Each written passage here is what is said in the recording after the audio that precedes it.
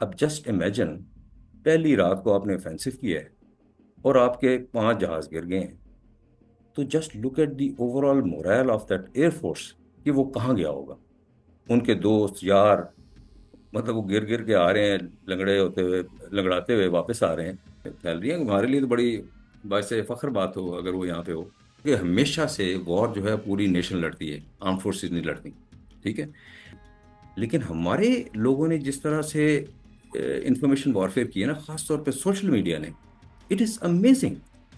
आप वो मीम्स देखें जिस तरह की बनी है, वो इंडियन लोग देखते होंगे तो वो परेशान हो जाते होंगे कि हमारे जहाज़ों के साथ क्या हो रहा है। सो आई थिंक सोशल मीडिया ने बड़ा इंपॉर्टेंट रोल प्ले किया है। और हमें शुक्रिया अदा करना चाहिए इंडिया का कि भी उसने हमारी कौम में जो थोड़े बहुत फिशर्स थे उसमें ख़त्म करने की कोशिश की है। ये फेस सेविंग वाला जो सिलसिला है ना, इसके लिए ही मैं थोड़ा सा आपको फिक्रमंद करना चाह रहा हूँ। जो थोड़ी बहुत इंटरनल प्रॉब्लम्स हमारे अंदर रह गई हैं, ये बहुत ज़रूरी है हम उनको ख़त्म करें, इकट्ठे हो जाएं। ये मुमकिन है जिस तरह की कनिंग गवर्नमेंट वहाँ पे है और जिस तरह के कनिंग लोग हैं वहाँ पे, वो कभी भी दोबारा ये एक्शन कर सकते हैं। तो उसके अंदर ये फीलिंग होगी रिटेलिएट करने की कि भाई मैं इसका बदला लूं। इनकी बड़े अरसे से एक ख्वाहिश है यूनाइटेड नेशंस सिक्योरिटी काउंसिल के अंदर परमानेंट सीट लेना। वेलकम जी सियासत डॉट पीके से मैं हूं कार बगा और इस वक्त मेरे साथ मौजूद हैं एयर वाइस मार्शल नासर हक वाई। नासर साहब, बहुत शुक्रिया आपके वक्त का। सर, थैंक पाकिस्तान ने एक हैरत अंगेज तौर पर सरप्राइज दिया और चमगोइयां हुई और कहा गया कि 5 जहाज गिराए, और उसके बाद यकीन तब आया जब प्रेस कॉन्फ्रेंस सामने आई और एक एक चीज पाकिस्तान की एयरफोर्स ने दिखाई कि कैसे जहाज मारे, कैसे गिराए। और उसके बाद बैन अवी सतह पर बड़ा एक रोला पड़ा और राफेल गिराए। राफेल दुनिया की एक बेहतरीन टेक्नोलॉजी थी। ये ये सारा सरप्राइज आपके लिए कैसा रहा? देखिए, ना सिर्फ ये कि हमारे डीसीएस ऑपरेशंस ने ये बताया कि कहाँ कहाँ पे और किस जगह जहाज गिराए। आपने यकीनन इंडियन एयरफोर्स के जो एयर मार्शल थे उनकी भी प्रेस कॉन्फ्रेंस सुनी होगी। जी जी। उसके अंदर भी वो जब उनसे सवाल किया गया तो वो कंफ्यूज नजर आए। और उससे ये जो हमारा क्लेम है ये मजीद जो है ये री एनफोर्स हुआ कि भी हमने ये जहाज कराए हैं। देखिए, इसमें दो तीन बुनियादी वजह हैं जिसकी वजह से पाकिस्तान एयरफोर्स ने ये काम इतनी आसानी से किया है। एक तो ये कि नंबर वन इज कैपेबिलिटी, और दूसरी चीज़ है किस तरह की ट्रेनिंग आप हमेशा से करते आए हैं। और तीसरी जो बहुत इंपॉर्टेंट चीज़ है वो कि एक बोल्ड और अग्रेसिव किस्म की लीडरशिप होना जो है, ये जब तीनों चीज़ें इकट्ठी मिलती हैं तो कोई भी, इवन अगर आपसे बड़े साइज का दुश्मन हो तो वो आपके सामने नहीं ठहर सकता। सो यही हुआ। अब आगे चलेंगे तो हम बात करेंगे कि वो कौन से सबसे इम्पोर्टेंट फैक्टर हैं जिसमें हम कह सकते हैं कि ये लिंचपिन था या सबसे बुनियादी वजह थी कि जिसकी वजह से पाकिस्तान एयरफोर्स को ये कामयाबी हासिल हुई। सर, एक आर्गुमेंट सामने आया कि शायद ये इंडिया और पाकिस्तान की लड़ाई से ज्यादा टेक्नोलॉजी की लड़ाई थी और इसमें चाइना का और इसराइल का बड़ा किरदार था। एक तरफ इसराइल बैठा हुआ था, इधर चाइना आपके साथ एक टेक्नोलॉजी शेयरिंग कर रहा था। तो इज इट ट्रू कि ये वो जो सैटेलाइट थी और फिर रडार सिस्टम था, चाइना का जदीद निज़ाम जो था, वो ये सारा एक इस जाल में काम आया? देखिए, जो जंग होती है ना, वो जंग के टाइम पे या कॉन्फ्लिक्ट के टाइम पे उस नेशन ने खुद लड़नी होती है। जो हमारी मदद की गई या जो हमने पहले से प्रोक्योरमेंट्स की या जो अपनी कैपेबिलिटी को बिल्ड किया, वो कॉन्फ्लिक्ट से पहले तक की बात है। ऐसा नहीं होता कि भी उस टाइम के अंदर आपके पास कोई एक नई चीज़ आ जाए और आप उसको ऑपरेट करना शुरू कर दें। तो इस चीज़ को ज़रूर मद्देनजर रखिएगा। दूसरा, जहाँ तक ये कहा जाता है कि ये वेस्ट और ईस्ट की लड़ाई है, मेरे हिसाब से ऐसा मुमकिन भी है और इस पर डिबेट भी की जा सकती है। आपने फरमाया कि ये कहा जाता है कि ये कैपेबिलिटीज की लड़ाई है। कैपेबिलिटीज असल में दोनों साइड पे बहुत ठीक थी। आप देखिए, 4.5 जनरेशन रफेल उनके पास है, S-400 उनके पास है, ब्रह्मोस उनके पास है। सो ये वो तीन मेजर कैपेबिलिटीज हैं जो बाकी कैपेबिलिटीज के अलावा स्टैंड आउट करती हैं। सो वी कांट से कि भी टेक्नोलॉजी वाइज वो कम थे। टेक्नोलॉजीज मैचिंग थी। फर्क कहाँ पड़ गया? फर्क ट्रेनिंग में पड़ गया, फर्क एम्प्लॉयमेंट में पड़ गया। देखें, उस एग्जैक्ट टाइम के अंदर जो बेहतर एम्प्लॉय कर गया ना, उसी की जीत हो। अब मैं आपको थोड़ा सा इसमें आगे एक्सप्लेन करूं कि वो क्या, मैं कहूँ एक वजह है जिसकी वजह से ये फर्क पड़ा है। उसको कहते हैं मल्टी डोमेन ऑपरेशंस, एमडीओज कहा जाता है इसको। तो मैं चाहूंगा कि आपकी वसासत से थोड़ा अपने नाजरीन को ये समझाया जाए कि ये मल्टी डोमेन ऑपरेशंस होता क्या है। कि कैपेबिलिटी भी है, ट्रेनिंग भी है, लीडरशिप भी है, सब कुछ है। लेकिन जो मल्टी डोमेन ऑपरेशंस थे, उसने पाकिस्तान एयरफोर्स को विक्ट्री दिलाई और इंडियन एयरफोर्स को धूल छिटाई। अच्छा, इसको मैं आसान अल्फाज में एक्सप्लेन करने के लिए आपको बताऊं। आप सब ने जिक्सॉ पजल देखा होगा। जिक्सॉ पजल के अंदर छोटे छोटे जिक्सॉस होते हैं या पजल्स होते हैं, और उनको जोड़ के एक बड़ी पिक्चर बनाई जाती है। अब ये छोटे जिक्सॉ पजल एमडीओ के अंदर क्या है? इस ये छोटे जिक्सॉ पजल हैं air, electronic warfare, cyber, land, EW. और ये तमाम चीजें जो हैं, ये छोटे छोटे जिक्सा हैं। जिसने इन जिक्सास को इकट्ठा करके एक पिक्चर बना लिया, उस जीत उसी की होगी। सो इसको कहा जाता है एमडीओ या मल्टी डोमेन ऑपरेशंस, जिसका आपको एवीएम औरंगजेब ने भी एक्सप्लेन किया होगा। इसकी फादियत क्या है? ये जो तमाम चीजें हैं, ईडब्ल्यू की अपनी इफादियत है, साइबर की अपनी इफादियत है, फाइटर एयरक्राफ्ट की अपनी इफादियत है। लेकिन जब ये चीजें एक दूसरे को सपोर्ट करके इकट्ठी हो जाती हैं, तो ये एक और ही चीज बन जाती है। मैं आपको एक एग्जांपल देता हूँ। विजुलाइज करें कि एक जहाज जो है, वो ऑफेंसिव मिशन के लिए जा रहा है अपने हदफ की तरफ। तो एक जिक्सा हो गया जहाज, इसको ईडब्ल्यू की सपोर्ट हासिल है। ये अपने जो एनिमी रेडार्स हैं उनको जैम कर रहा है। जो ग्राउंड बेस्ड रेडार्स हैं और एयरबोर्न अर्ली वार्निंग सिस्टम्स हैं, वो उसको रास्ता दिखा रहे हैं। ईडब्ल्यू और साइबर भी साथ साथ जारी है। तो जब ये सारी चीजें इकट्ठी हो जाती हैं और वो जहाज जो अपने हदफ की तरफ जा रहा है, उस दुश्मन को समझ नहीं आती कि वो क्या करे। So this is that synchronised synergetic response, which is perhaps the most important thing. I call it a linchpin to the victory of Pakistan Air Force. ठीक है सर, जिस दिन राफेल उड़े और गिराए गए, उस दिन क्या इंफॉर्मेशन है, इंडिया करना क्या चाह रहा था, टारगेट क्या सेट थे? क्या वो पाकिस्तानी हदूद में आना चाह रहे थे? एक्चुअल में उस दिन उनका मूड क्या था? क्योंकि वो तो आगे से फिर स्ट्राइक हो गई, राफेल गिर गए। अगर ना गिरते तो उनकी क्या उस दिन स्ट्रेटेजी थी? देखिए, जो इससे पहले हमें ये समझने की ज़रूरत है कि इंडिया ने जो पहलगाम फॉल्स फ्लैग ऑपरेशन किया, जी। उसके मकासद क्या हैं। बाकी तो बाद में ऑपरेशंस हुए ना। जी। जब तक हम उन ऑपरेशंस को नहीं समझेंगे कि उसका बेसिक, सॉरी ऑपरेशंस कह रहा हूँ, बेसिक मकसद को नहीं समझेंगे, तो बाकी चीज़ें हमें समझ नहीं आएंगी। ठीक।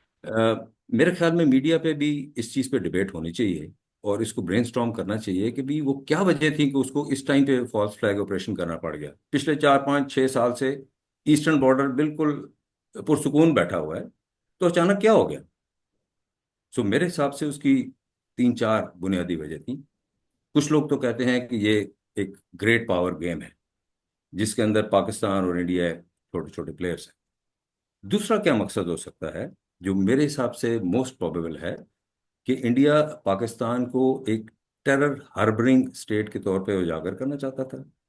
और चौथी या तीसरी वजह यह हो सकती है कि इंडस वाटर ट्रीटी को वो रीनिगोशिएट करना चाहता था, कि वो अपनी टर्म्स के ऊपर इसको खेले। फिर we can keep thinking. I think this is the topic जो कि आपको बहुत ज़्यादा ब्रेनस्टॉर्म मीडिया पे भी करना चाहिए और इसकी इनपुट्स गवर्नमेंट के पास जानी चाहिए। जहाँ तक आपके सवाल का ताल्लुक है कि उस रात क्या हुआ, देखिए, मैंने एक स्लाइड थी, वो मुझे पता होता तो मैं आपके साथ पहले शेयर करता। विजुलाइज कीजिए, जो औरंगजेब साहब ने एक स्लाइड दिखाई थी कि कुछ जहाज उधर हैं 70 के करीब और 40 जहाज इस तरफ को हैं। अब ये सिर्फ उस रात को नहीं, उससे पहले भी फ्लाई कर रहे होंगे। चक्कर ये है कि इस कॉन्फ्लिक्ट के अंदर एग्रेसर कौन है? एग्रेसर इंडिया है।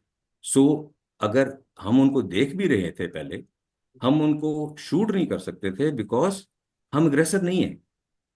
तो जब उन्होंने अपने बम गिराने शुरू किए, तो वो वक्त था कि एयरफोर्स जल्दी से हरकत में आई और उन्होंने उनके जहाज़ों को गिराना शुरू किया। मॉडर्न हिस्ट्री के अंदर कोई ऐसी वॉर नहीं है जिसके अंदर एक तरफ 70 जहाज हों, एक तरफ 40 जहाज हों, और कुछ नॉटिकल माइल्स के एरिया के अंदर 100 जहाज फ्लाई कर रहे हैं। मॉडर्न हिस्ट्री के अंदर ये कोई एग्जाम्पल नहीं है कि एक ऑफेंसिव मिशन लॉन्च हो रहा हो और उस एयरफोर्स के 5 जहाज गिर जाएं। आप मुझे एम आलम के बाद कोई 5 जहाज़ों वाली हिस्ट्री बता दीजिए। इसके अलावा जब पहली दफा 5 जहाज गिर जाते हैं, देखें, जब किसी, हम भी सारा उम्र स्क्वाड्रन में फ्लाई करते रहे हैं, खुदा ना खास्ता किसी जहाज की इमरजेंसी हो जाती थी या इजेक्शन हो जाती थी, तो वो पूरा स्क्वाड्रन एक जो है ना थोड़ा सा लो हो जाता था। थोड़ा सा, क्योंकि अगर किसी को जख्मी भी हो गया या शहीद हो गया तो और भी गम होता था। अब जस्ट इमेजिन, पहली रात को आपने ऑफेंसिव किया है और आपके 5 जहाज गिर गए हैं। तो just look at the overall moral of that air force कि वो कहाँ गया होगा। उनके दोस्त यार, मतलब वो गिर गिर के आ रहे हैं, लंगड़े होते हुए, लंगड़ाते हुए वापस आ रहे हैं, और इतने इंपॉर्टेंट जहाज नहीं है। जो बाद की सारी कहानी चली इसके बाद, मेरे ख्याल में जो वो ड्रोन्स की तरफ शिफ्ट किए और सारा कुछ किए, perhaps they didn't want to lose more aircraft because their morale had already gone so low. So I think ये जो मोरल वाली कहानी है ना, ये बड़ी इंपॉर्टेंट होती है किसी भी कॉन्फ्लिक्ट के अंदर और किसी भी वॉरफेयर के अंदर। सर एक जो उनका पहले दिन ही शटर हो गया। एक अफवाह फैली, खबर फैली कि कोई इंडियन पायलट हमने गिरफ्तार कर लिया, जिसे बाद में डिनाई कर दिया कैटेगोरिकली। डीजीआई एसपीआर ने उन्होंने कहा जी कोई पायलट हमारे कब्जे में नहीं है। जरा थोड़ा सा मेरी इंफॉर्मेशन के लिए बताएं, दुनिया में कहीं ऐसे हो सकता है कि इस तरह के हालात हों, कोई पायलट आपकी टेरिटरी में आ जाए या आप उसे ट्रैप करके ले आए, उसे गिरफ्तार कर लें और फिर आप बताएं ना कि हमारे पास है। इसके कोई मकासद हो सकते हैं अगर दुनिया में कहीं भी, लेट्स अज्यूम कि इस तरह की चीज हो जाए, तो ये छुपाई जा सकती है, या जिस कंट्री का पायलट है वो उसे सामने लाने के बजाय खामोशी इख्तियार कर ले, कुछ हो सकता है ऐसा? देखिए, जो इंडिया पाकिस्तान का सिनेरियो है ना, इसके अंदर गो के हमारे मीडिया ने उस तरह की इमेच्योरिटी नहीं शो की जिस तरह की इंडिया ने की है। तो दोनों साइडें ये मौका ढूंढ रही होती हैं कि हमें कोई ऐसी खबर मिले कि जिसको हम यहाँ करके दूसरे को थोड़ा सा और डाउन कर सकें। अगर ऐसी कोई बात होती है तो डीजीआई इस पर यकीनन उसको बताते। अभिनंदन के केस में आपको याद है कि तभी से जब से वो गिरा और जख्मी हुआ और फिर आया, हर वक्त उसके बारे में डिस्कशंस हो रही थी। मेरा ख्याल है कि अगर ऐसी बात होती तो वो यकीनन बताते। नहीं, और आजकल के अगर पॉसिबल है कि कहीं दुनिया में ऐसा हो जाए और उसे छुपाना मुमकिन है इस तरह की चीज को? देखें, ये समझने की जरूरत है कि वो यहाँ पे आने की उसको जरूरत क्या थी। अ, आजकल जो वॉरफेयर है उसमें लॉन्ग वेक्टर्स यूज होते हैं, दूर दूर से बॉम्ब गिराए जाते हैं। मैं इसको बिल्कुल रूल आउट नहीं कर रहा कि करीब फिर भी आया जा सकता है कहीं स्पूफिंग की वजह से, इलेक्ट्रॉनिक वॉरफेयर की वजह से। लेकिन ओवरऑल वॉरफेयर इस तरह की है कि दूर दूर से गिर रहे हैं। और खासतौर पे अगर पहली रात को इतना नुकसान हो गया तो they will not dare to come close to the borders. तो आई एम नॉट श्योर इस तरह की क्यों, कैसी कैसी बातें फैल रही हैं। हमारे लिए तो बड़ी बात फख्र बात हो अगर वो यहाँ पे हो, अल्लाह करे हो। आई एम नॉट, मतलब होता तो वो जरूर बताते। ठीक है। ऑपरेशन बनियान मरसूख जो लॉन्च किया, ये बड़ा ओपन हुआ। सर देखिए, एक तरफ से जैसे ही उन्होंने स्ट्राइक्स की और कुछ घंटों बाद हमारा ऑपरेशन लॉन्च हो गया, और ये जिस तरह से हमने देखा कि हमारे मिसाइल लॉन्चर्स जो हैं वो देहातों में खड़े हैं, लोग पास बैठकर खुद ऑब्जर्व कर रहे हैं कि क्या हो रही है, कार्रवाई कैसे चल रही है। उसके बाद ये डैमेज जो इंडिया का हुआ, उनका एयर डिफेंस सिस्टम जो है वो फेल हुआ, ये सारी चीजें, ये कितना भारी झटका था इंडिया के लिए, उनके वहमो गुमान में था या नहीं था? उससे पहले अमेरिका की स्टेटमेंट ये थी जेडी वेंस की कि पाकिस्तान और इंडिया का अपना मामला है, हम उस जंग में नहीं जाएंगे, उसमें शामिल नहीं होंगे, हमारा कोई कंसर्न नहीं, जहां पर हमारा ताल्लुक नहीं। और फिर जंगबंदी में भी अमेरिका आ गया और फौरन बाद आ गया इंडियन जो तर्जमान है फौज की, उन्होंने कहा जी पाकिस्तान अग्रेशन अग्रेशन ना दिखाए तो हम यहाँ पर रोकते हैं सब कुछ। देखिए, आप इस रीजन को, उसके ऊपर नज़र दौड़ाएं तो अ, चाइना और पाकिस्तान के अलावा बाकी तमाम नेशंस जो हैं वो, उन्होंने इंट्रिंसिकली इंडिया को एक बड़ा पावर मान लिया है। मसला क्या है? मसला है चाइना और पाकिस्तान। परहैप्स यही वजह थी कि उसने अपने आप को एक बड़ा शो करने के लिए एक बहुत बड़ी मिसकैलकुलेशन कर ली, और मिसकैलकुलेशन करके एक फॉल्स फ्लैग ऑपरेशन किया, और ये काइनेटिक ऑपरेशंस भी शुरू कर दिया। आप देखें, जो पहले ही रात नूर खान के पास, बेस के पास मिसाइल गिरे, तो वीडियोज आनी शुरू हो गई कि लोग वहां पे इकट्ठे होने शुरू हो गए।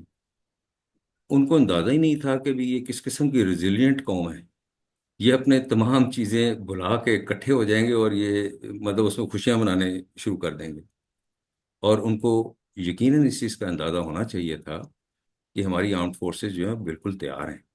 और चूंकि एक दूसरे की तरफ जो इस तरह के सैटेलाइट्स और अर्ली वार्निंग सिस्टम्स आ गए हैं, जो कि हम एक दूसरे की एक्सरसाइजेस को मॉनिटर कर रहे होते हैं, तो पाकिस्तान एयरफोर्स ने पिछले 3-4 साल में जिस तरह की एक्सरसाइजेस की हैं, और मुख्तलिफ मुल्कों के साथ मिलकर भी की हैं, मेरे ख्याल में उनसे बहुत बड़ी मिसकैलकुलेशन हो गई है। और इस मिसकैलकुलेशन का उन्होंने नुकसान उठाया है। थोड़ी सी तो पॉलिटिकल क्लाउड की वजह से, थोड़ी ये रफेल और ब्रह्मोस और इस तरह की चीज़ें के आने की वजह से, आई थिंक थोड़े से वो यूफोरिक हो गए थे। और जो बहुत ज़्यादा यूफोरिक हो जाए उसको थोड़ा सा समझाना बुझाना तरीके के साथ बड़ा ज़रूरी होता है। थोड़ा शॉर्ट कमेंट करें सर, आपने कहा पॉलिटिकल सिनेरियो की वजह से इंडिया ने मिसकैलकुलेशन की।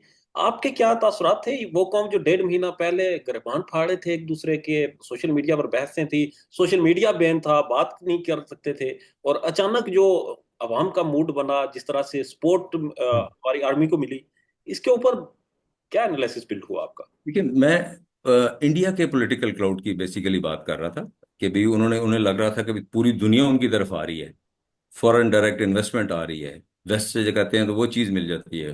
ट्रम्प साहब कहते हैं F-35 दे देंगे, फलाना कहता है रफेल ले लो, फलाना कहता है ये ले लो।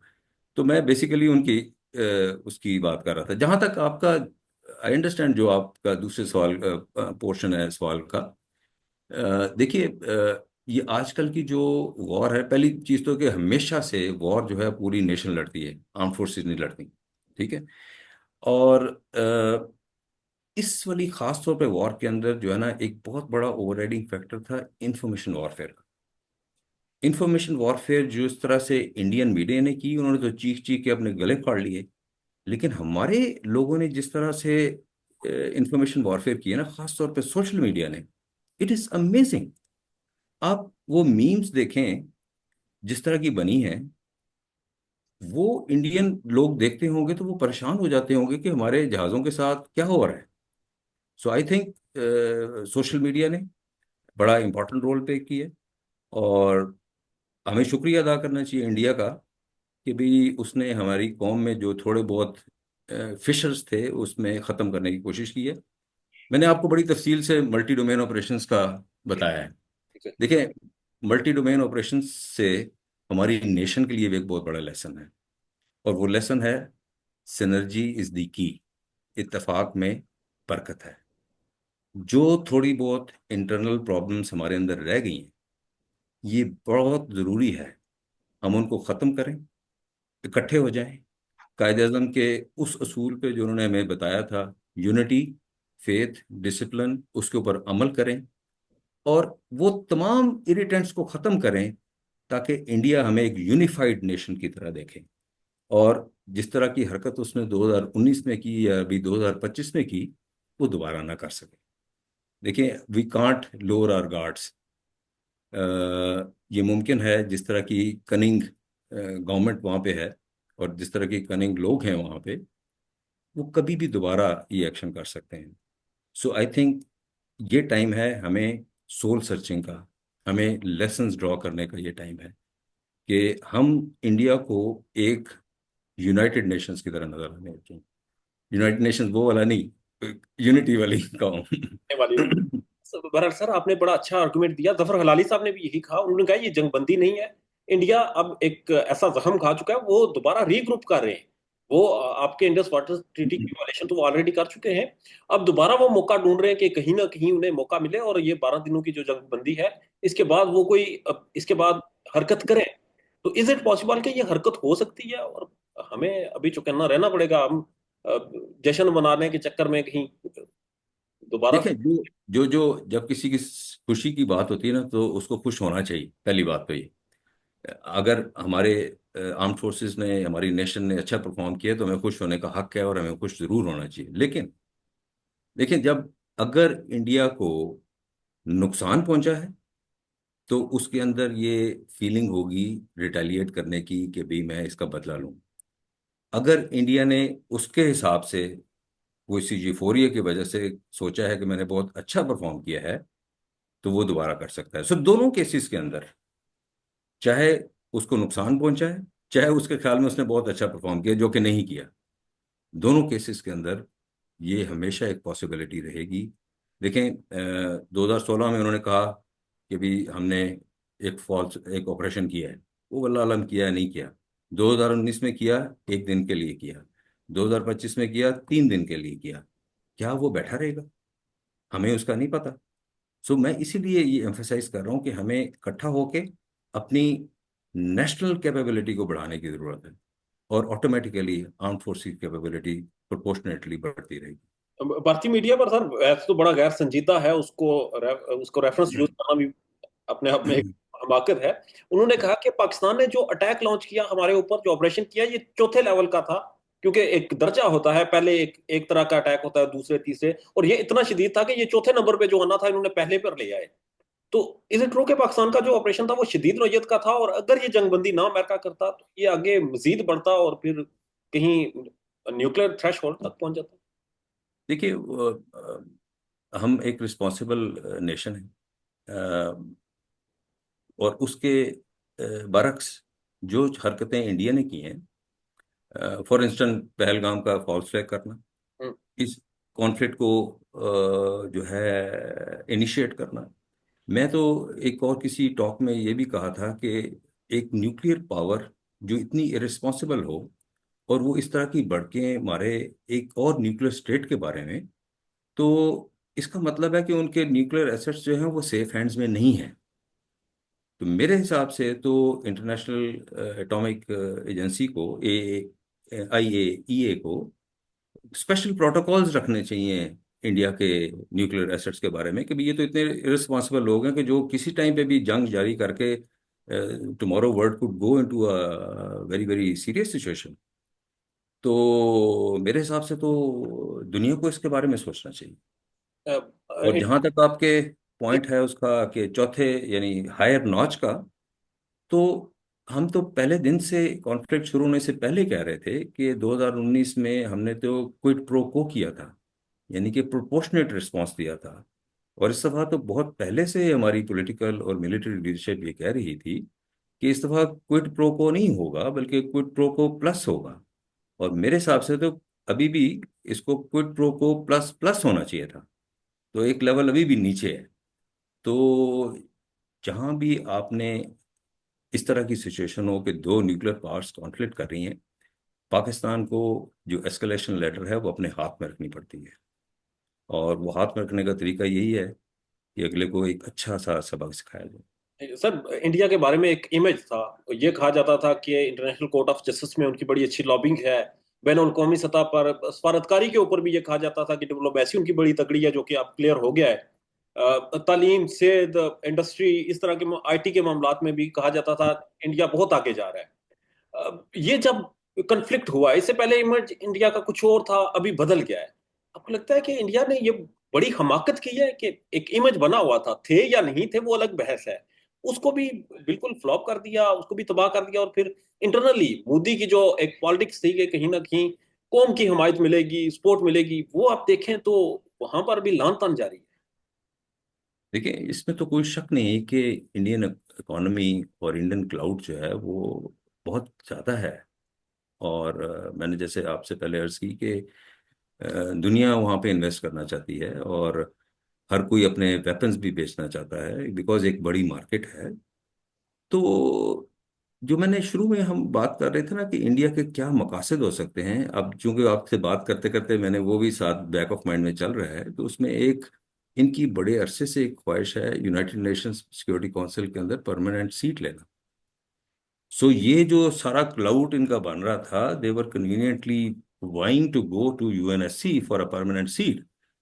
लेकिन अब सिचुएशन ऐसी हो गई है कि दुनिया को भी सोचने में मजबूर हो जाना चाहिए कि भी ये इतनी अगर इररिस्पॉन्सिबल कोई स्टेट है, तो ये यूनाइटेड नेशन सिक्योरिटी काउंसिल में कैसे इसको परमानेंट सीट दी जा सकती है। तो ये कॉन्फ्लिक्ट स्टार्ट करके आई थिंक ये बहुत बड़ा डेंट लगाया है इंडिया ने अपनी रेपुटेशन सर एयरफोर्स का और फिर को। नेवी का एक जो ताल्लुक होता है, और उसमें पूरी दुनिया में चंद एक एयरक्राफ्ट कैरियर हैं, भारत ने भी एक रखा हुआ है, हालांकि उसके जो लवाजमात हैं वो भी पूरे नहीं कर सके। तो ये एयरक्राफ्ट कैरियर रखना भी इसी सोच की काफी करता है कि शायद इंडिया ये समझता है कि दुनिया की बड़ी ताकतों की तरह मैं भी एक बड़ी ताकत हूँ, मेरे पास भी। हालांकि इंडिया की दुश्मनी जो है या कन्फ्लिक्ट है वो डायरेक्ट पाकिस्तान के साथ ही है, मैक्सिमम जो कहा जा सकता है, या चाइना के साथ है। उसमें एयरक्राफ्ट कैरियर की कोई उतनी खास जरूरत भी नहीं है, फिर आप उसे मुकम्मल भी नहीं कर सकते। तो ये उसी चीज को फॉलो करता है इंडिया के, शायद वो दुनिया में खुद को या अकेले खुद को समझ रहा है कि वो बहुत बड़ी ताकत है और दुनिया में कहीं भी जाकर कुछ भी कर लेगा। अब देखिए, जो पाकिस्तान नेवी की जो ऑफेंसिव या डिफेंसिव स्ट्रेटजीज हैं वो उन्होंने पूरी एम्प्लॉय की हैं। आपको लगेगा कि कॉन्फ्लिक्ट में वो नजर नहीं आए, लेकिन वो हर जगह मौजूद थे। उनकी सबमरीन्स, शिप्स, जो एयरबोर्न एसेट्स हैं, उनकी वजह से, उनकी एग्जैक्ट जो as per the doctrine employment की वजह से आप देखें कि उनका एयरक्राफ्ट कैरियर कहीं फिगर आउट ही नहीं हुआ। और जो एयरक्राफ्ट कैरियर होता है इसका बहुत बड़ा पैराफर्नीलिया होता है। इनका एयरक्राफ्ट कैरियर इज अनलाइक जो यूएस एयरक्राफ्ट कैरियर्स होते हैं। एयरक्राफ्ट कैरियर एक सिर्फ एक प्लेटफॉर्म नहीं होता, उसके अंदर बहुत सारे एयर डिफेंस के सिस्टम्स होते हैं, नंबर ऑफ एयरक्राफ्ट होते हैं, और उसके इर्द गिर्द और बहुत सारे शिप्स होते हैं जो उसको प्रोटेक्शन देते हैं। और ये चलती फिरती पूरी एक फौज होती है जो एयरक्राफ्ट कैरियर होता है। अभी तक मेरा नहीं ख्याल कि उनके एयरक्राफ्ट कैरियर के ऊपर कोई एक आध जहाज के अलावा कोई और लैंड भी कर सकता है। सो ये जो मेरे ख्याल में खर्चा ही किया हुआ है उन्होंने ज्यादा। Perhaps it will not figure out in the foreseeable future कि वो एयरक्राफ्ट कैरियर को कहीं इस्तेमाल कर सकें। अब इंडिया के पास फेस सेविंग का कोई ऑप्शन बचता है अभी? क्योंकि फेस सेविंग तो नहीं मिली, अमेरिका ने देने की कोशिश की जंग बंदी करके। फेस सेविंग कैसे मिल सकती है आप? देखिए, ये फेस सेविंग वाला जो सिलसिला है ना, इसके लिए ही मैं थोड़ा सा आपको फिक्रमंद करना चाह रहा हूँ कि उसके पास इस वक्त मतलब कोई शक्ल है नहीं दिखाने की। हम्म। तो इसके अंदर वो कैसे रिएक्ट करेगा, I think it should be, ये यकीनन हमारी सिक्योरिटी फोर्सेस और गवर्नमेंट के जो इदारे हैं वो तो यकीनन इसके ऊपर डिबेट कर रहे होंगे। I think there should be a serious debate on media also. मैंने आपसे बार बार सिनर्जी की, कोलैबोरेशन की और कोलैबोरेटिव एफर्ट्स की बात की है। मेरे हिसाब से इस टाइम के ऊपर मीडिया को भी एक सिनर्जी दिखाने की जरूरत है। फॉर इंस्टेंस, बेशुमार चैनल्स हैं, बेशुमार यूट्यूब के चैनल्स हैं। क्या हम ऐसा नहीं कर सकते कि हम मुख्तलिफ टॉपिक्स को आपस में डिवाइड कर लें कि अच्छा जी, इसका ऑब्जेक्टिव क्या था ये करने का? अच्छा जी, ये ऑपरेशन के बाद ये एंड स्टेट क्या चाह रहा था? क्या वो ये अहदाफ हासिल करना चाह रहा था? डिबेट करें कि क्या उसने हासिल किए, अगर किए हैं तो, अगर नहीं कर सका तो क्या होगा, अगर कर लिए हैं तो क्या होगा, और इस सारे एपिसोड के लेसन्स क्या हैं। अच्छा, अब ये सारे मीडिया हाउसेस अलग अलग ये टॉपिक्स डिस्कस करते रहें, सिनर्जी क्या होगी? कोई एक टाइम रख लें, 8 से 10 बजे, 9 से 10 बजे, 9 से 11 बजे, जिसमें वो सारे लोग जो डिस्कशंस मुख्तलिफ मुख्तलिफ लोगों से, एक्सपर्ट्स के साथ करते आ रहे हैं, आपस में बैठें और कहें जी आज के हमारे जो लेसन है ना वो ये हैं। मेरे ख्याल में वो इस तरह करेगा। गो के गवर्नमेंट के इदारे और आर्म फोर्स के इदारे ये ऑलरेडी कर रहे होंगे। Think tanks. बट हम इस एनर्जी की बात कर रहे हैं ना, मेरे हिसाब से, मेरी, चूंकि आप मीडिया पर्सन हैं और मैं आपके सामने ये दरखास्त ही कर सकता हूँ कि this is the synergy that you can exhibit for the nation, कि कोई मॉडल ऐसा फॉलो करें जिसमें आप बड़ी इंपॉर्टेंट इनपुट्स दें गवर्नमेंट के अंदर। लास्टली सर, शॉर्ट कमेंट करें, पॉलिटिकल डिफरेंसेस पाकिस्तान में बहुत ज्यादा हैं, पॉलिटिकल विक्टिमाइजेशन बहुत ज्यादा है। हालिया दिनों में जो उसके ये कंफ्लिक्ट के बाद सिचुएशन बनी है, आपको लगता है कि ये एड्रेस होने चाहिए या हो सकते हैं, हमारे पास स्पेस है कि इन्हें एड्रेस करें और आगे निकलें? देखिए, प्राइम मिनिस्टर ने अपोजिशन पार्टी की भी तारीफ की है मुझे अपनी स्पीच के अंदर। जी। और मेरे ख्याल में अगर हम इंडिया के अजाइम को ध्यान में रखें तो वही बात जो हम बार बार कर रहे हैं, और कि इकट्ठे होने की ज़रूरत है, और इकट्ठे होके एक शक्ल दिखाने की, एक फेस दिखाने की ज़रूरत है। और इंशाल्लाह मुझे लग रहा है कि हम बहुत सारी जो हमें शुक्रिया इंडिया का अदा करना चाहिए कि बहुत हम बेहतर हालात की तरफ चल पड़े हैं।